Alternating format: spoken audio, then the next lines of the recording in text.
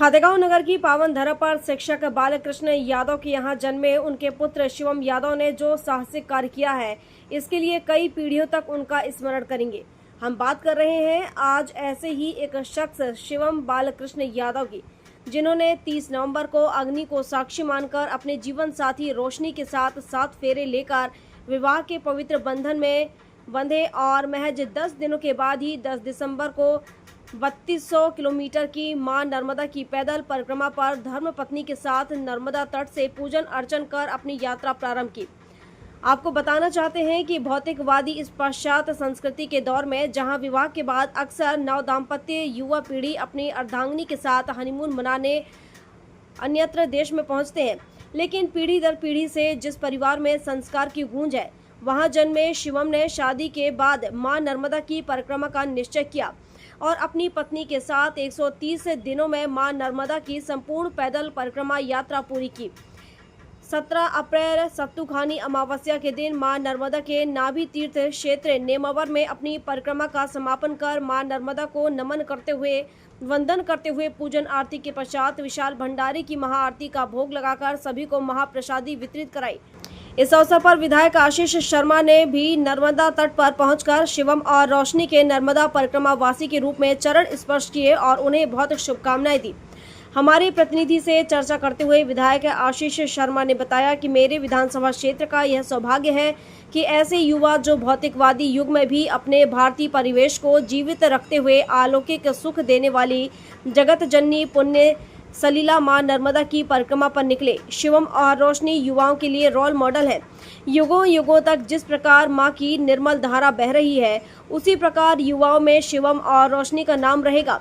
उन्होंने दोनों का सम्मान किया। दादाजी सेवा भक्त मंडल खातेगांव ने गुरुदेव साधक संत दादा भाई के सानिध्य में नेमावर पहुंचकर प्रदीप साहू, सुनील अग्रवाल, सीमा साहू ने भी परिक्रमा वासियों का स्वागत सम्मान किया।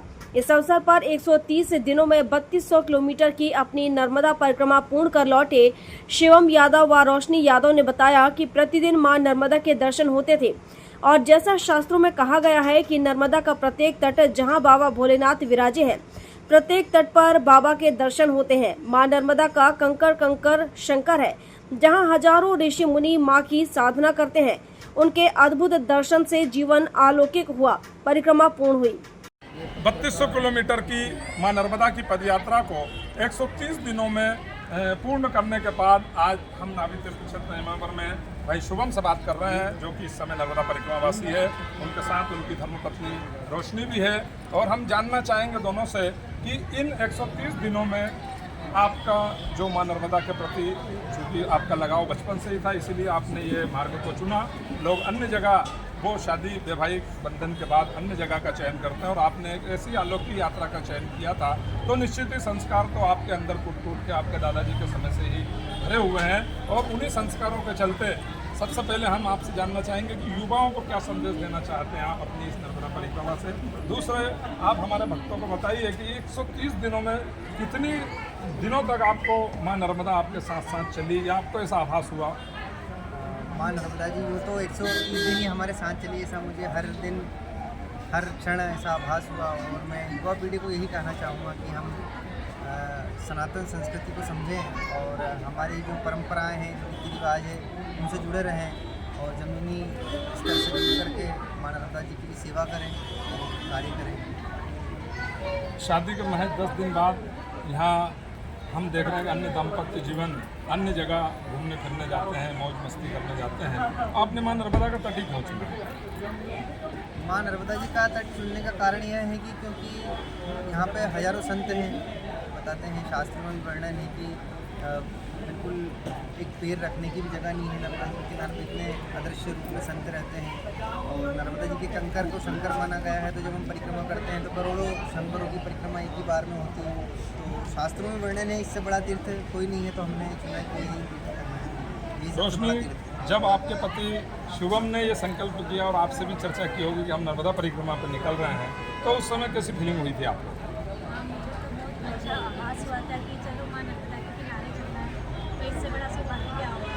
नहीं तो आपने विरोध नहीं किया कि अभी हमारा शादी का प्रोग्राम है और अन्य जगह जाना चाहिए और आप मुझे नर्मदा परिक्रमा? संस्कार इससे कि उन्होंने भी यही सिखाया कि भगवान की पूजा करो, भगवान के करीब रहो। तो आपने कतई 1 मिनट के लिए भी विरोध नहीं किया। तो ये धन्यवाद। जो है अर्धांगिनी का एक धर्म है कि अपने पति के पद चिन्हों पर चले, पति की बात का साथ दें। तो शादी के महज 10 दिन के बाद ही यदि कोई पत्नी अपने पति के पद चिन्हों पर चलती है या पति के द्वारा तय किए मापदंडों को मानती है तो निश्चित ही वो अर्धांगिनी भी सौभाग्यशाली है। और दोनों ही परिवार के जो है माता पिता और जिनके संस्कार ऐसे हैं जिनके कारण ये एक बड़ा मिशन खातेगांव क्षेत्र में जो यादगार भी बना और अद्भुत भी बना और कई युवाओं को प्रेरणा देगा, ऐसा यहाँ पर हमको देखने को और सुनने को मिला। जिस चीज़ के लिए अभी क्षेत्र के विधायक आशीष शर्मा ने बताया कि एक रोल मॉडल का काम जो है युवाओं के लिए इस कलयुग में भाई शुभम और रोशनी ने किया है। मेरे साथी सहयोगी पत्रकार सुनील के साथ प्रदीप साहू की नर्मदा तट से स्पेशल रिपोर्ट। आज हम हमारे दर्शकों को एक ऐसी अद्भुत प्रतिभा से चर्चा कराएंगे और उनका पूरा 130 दिन का मां नर्मदा परिक्रमा का अनुभव आपको साझा करेंगे। उससे पूर्व हम विधायक आशीष शर्मा जी से बात करेंगे कि उनके विधानसभा क्षेत्र का एक नव दाम्पत्य जीवन जो 30 नवंबर को 7 फेरे में अग्नि को साक्षी मानकर वैवाहिक बंधन में बंधा और शादी के महज 10 दिन बाद ऐसी अलौकिक और अद्भुत मां नर्मदा के नाभि तीर्थ क्षेत्र से अपनी परिक्रमा और अपने वैवाहिक जीवन की शुरुआत करने निकल पड़ा। उन दिनों में अक्सर हम देख रहे हैं कि जहां पाश्चात्य सभ्यता और संस्कृति हम लोगों के ऊपर इतनी हावी हो गई है कि लोग हनीमून मनाने के लिए हांगकांग, स्विट्जरलैंड और अन्य विदेशों में पहुंचते हैं, वहीं वटवृक्ष के रूप में जो उनके पूज्य दादाजी आदरणीय कृपाराम जी ने उनके पुत्र को जो संस्कार दिए, वही संस्कार उनके पुत्र बालकृष्ण जी ने अपने पुत्र को दिए शुभम को, और वही संस्कार की जननी जो है माँ है, उनकी माँ ने जो उनको संस्कार दिए।